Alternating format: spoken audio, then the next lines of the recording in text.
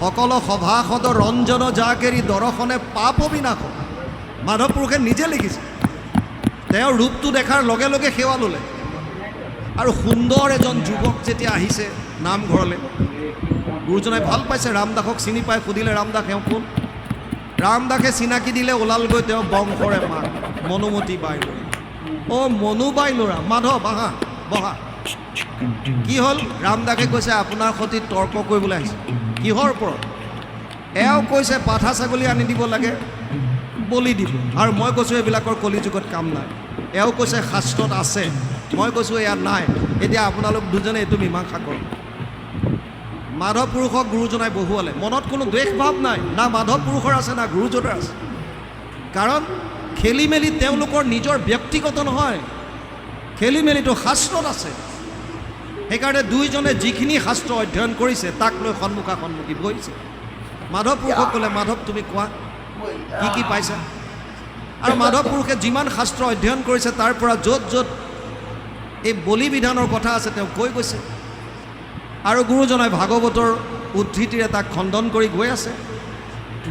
শেষত গুৰুজনাই ভাগৱতৰ পৰা এটা শ্লোক উচ্চাৰণ কৰিলে, যথা তৰুৰ মূলে নিচেচানেন তৃপ্যন্তি তদ স্কন্দ ভুজ উপশাখা প্ৰাণোপহাৰাচ্য যথেন্দ্ৰিয়ানাম তথা সৰ্ব অৰ্চনম অচ্যুতেজ্য। 4:31-14 চতুৰ্থ স্কন্ধ 31 নম্বৰ অধ্যায় 14 নম্বৰ শ্লোক ভাগৱত।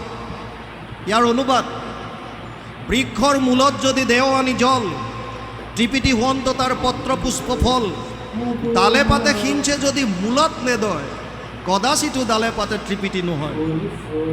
গুৰুজনাই ক'লে, ভোকাটোৰ নৰে যদি অন্নক ভুঞ্জয়, ইন্দ্ৰিয়ৰ প্ৰীতি তাৰ সাধে আতিশয়। ভোজনবিহীনে পিন্ধে বস্ত্ৰ অলংকাৰ, ইন্দ্ৰিয়ৰ একো প্ৰীতি নসাধ হয় তাৰ। মাধৱৰ চকু থৰ হৈ গ'ল।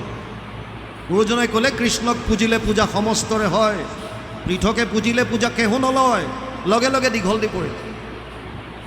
গুৰুজনাই ক'লে যে কি হ'ল মাধৱ, তুমি এবাৰ সেৱা কৰিলা আকৌ কৰিছা? বোলে হয় গুৰুজন, আগতে আপোনাক শিৰোমণি ভূঞা হিচাপে সেৱা লৈছিলোঁ, আৰু এতিয়া আপোনাক মই আধ্যাত্মিক গুৰু হিচাপে শৰণ লৈছোঁ।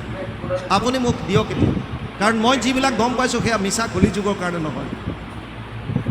এতিয়া সৌনকেও এইটো প্ৰশ্ন কৰিছে সুতমুনিক, ভুৰিনি ভুৰি কৰ্মাণি শ্ৰুতব্যানি বিভাগস অত সাধু অত্ৰ যত সাৰম সমুদ্ৰিত্য মনীষয়া মাম ব্ৰুহি শ্ৰদ্ধানাম যেন আত্মা সম্প্ৰসিদতি।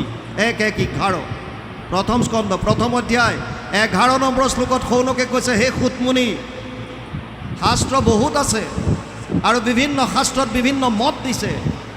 ক'ৰবাত যদি কৈছে যাগ যজ্ঞ পূজা পাতল কৰা, ক'ৰবাত কৈছে সেইটোত নোপোৱা তুমি, জপ তপ তীৰ্থ কৰা, ক'ৰবাত কৈছে তাতো তুমি নোপোৱা পৰম কল্যাণ, দান দক্ষিণা কৰা, ক'ৰবাত ক'লে তাতো নোপোৱা, বলি বিধান আছে তাতো নোপোৱা, ঘৰ দুৱাৰ বাদ দি সন্ন্যাস ব্ৰত ধাৰণ কৰা, ধ্যান ধাৰণা সমাধিৰে ঈশ্বৰক বিচাৰা। কোনটো মানিব কলিযুগৰ মানুহ বৰ্তমান সময়ত যিটো হৈ আছে? সেইকাৰণে কোনো মানুহক নিন্দা কৰিব নাপায়। যিসকলৰ হাতত যাগ যজ্ঞ পূজা পাতল বিষয়ক গ্ৰন্থ পৰিছে তেওঁলোকে সেইমতে চলিব।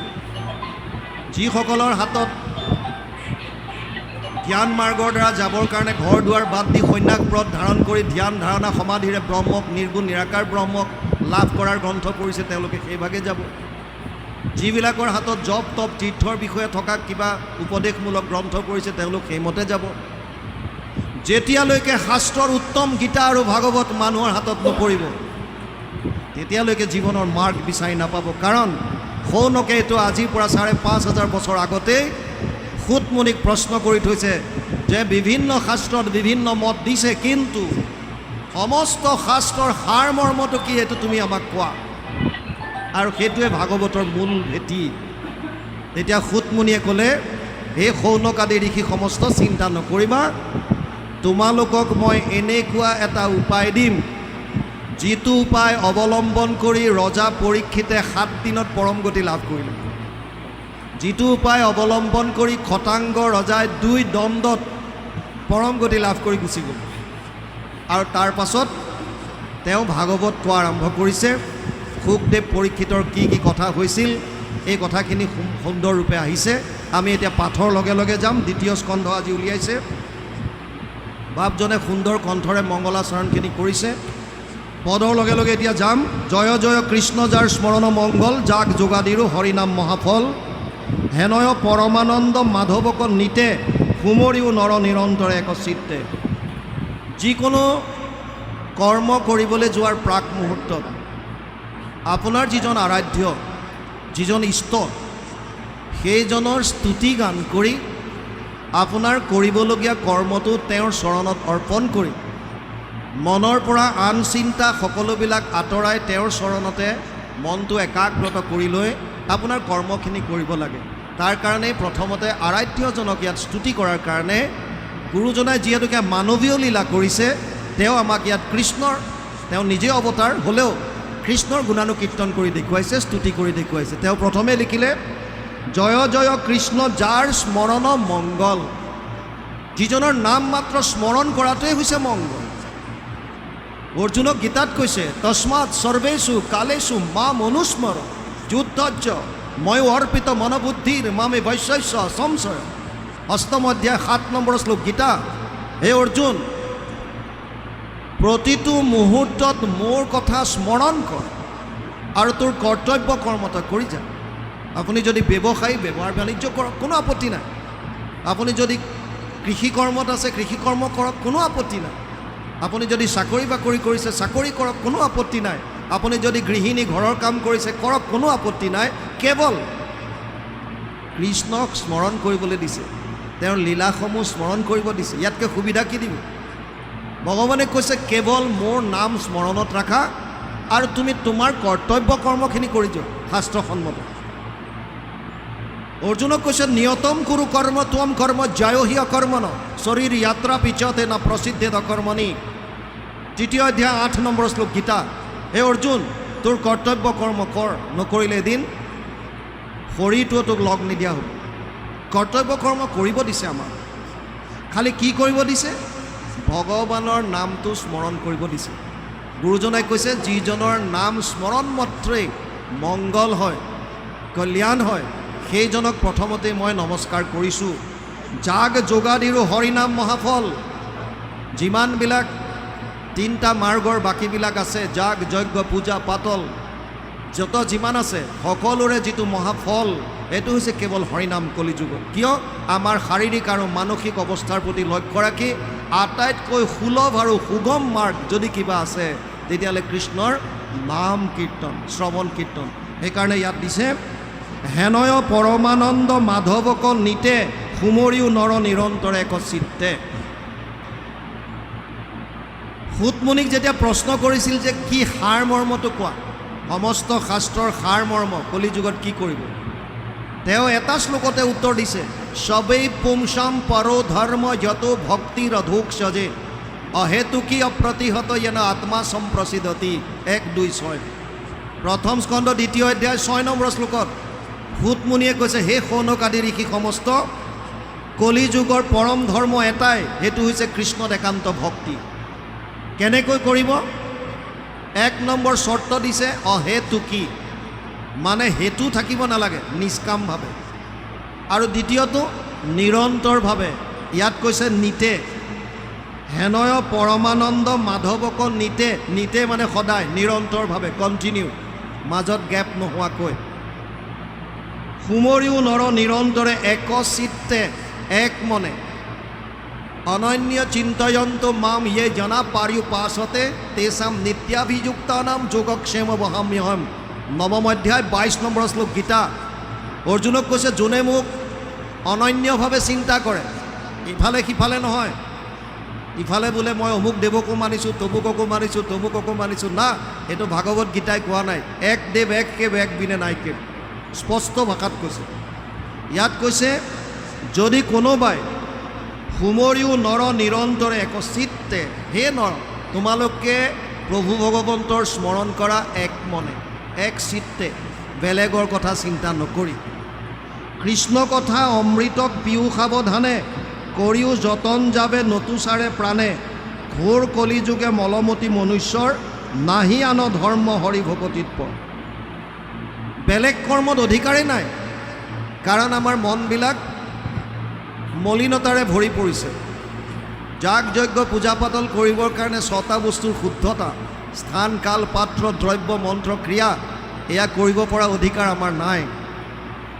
আনহাতে জ্ঞান মাৰ্গত যাবৰ কাৰণে ধ্যান ধাৰণা সমাধিৰ কাৰণে সম দম তিতিক্ষা উপ্ৰতি, মনৰ ওপৰত সংযম, ইন্দ্ৰিয় দমন, সহনশীলতা গুণ, বিষয়ৰ প্ৰতি বৈৰাগ্য, এইখিনি কোৱালিফিকেশ্যন আমাৰ নাই। সেইকাৰণে কলি যুগৰ মানুহৰ কেৱল অধিকাৰ এটাতেই আছে, সেইটো হৈছে হৰিনাম। আপুনি ল'ব পাৰে। হৰিনাম কীৰ্তনত নাহি স্থান কাল পাত্ৰ নিয়ম সংযম এক বিধি।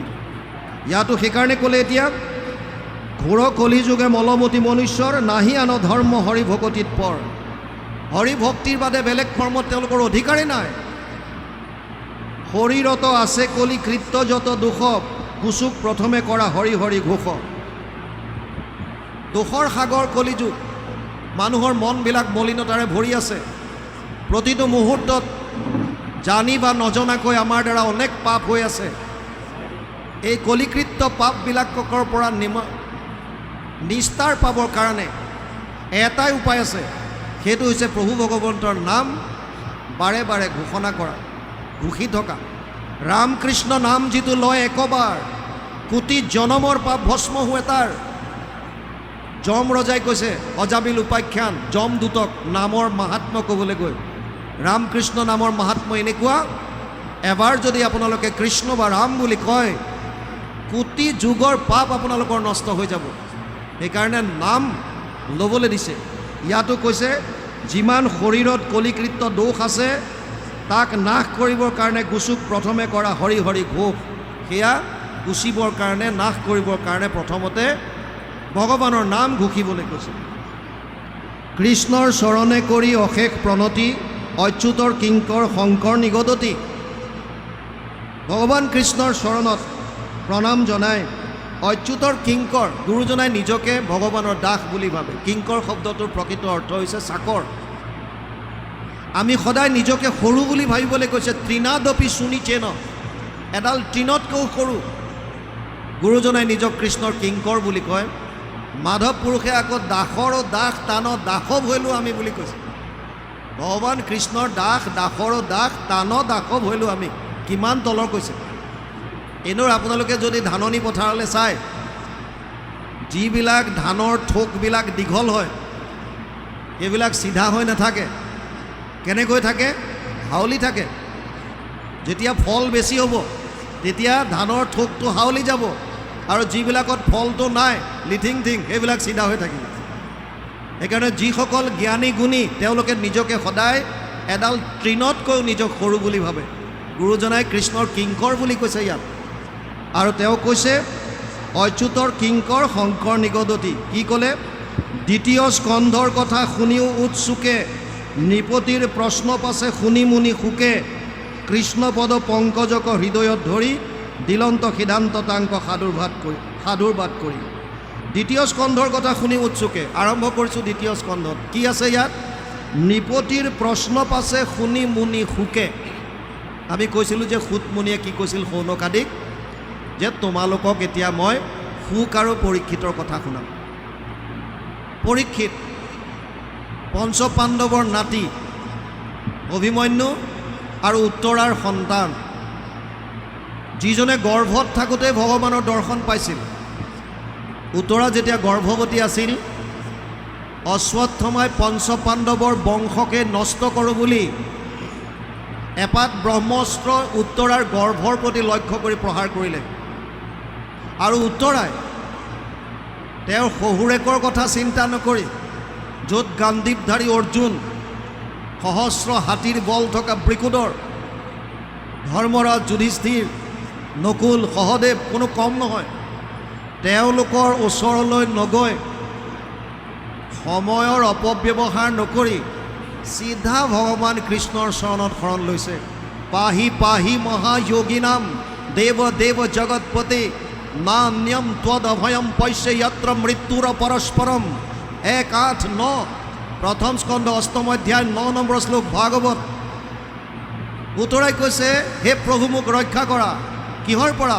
অভিদ্ৰৱতী মম এষ লোহাস্তপ্ত আয়স বিভু, কামম দহতো মম নাথ মামে গৰ্ভ নিপাত্যতম। 1:8-10 প্ৰথম স্কন্ধ 8ম অধ্যায় 10 নম্বৰ শ্লোক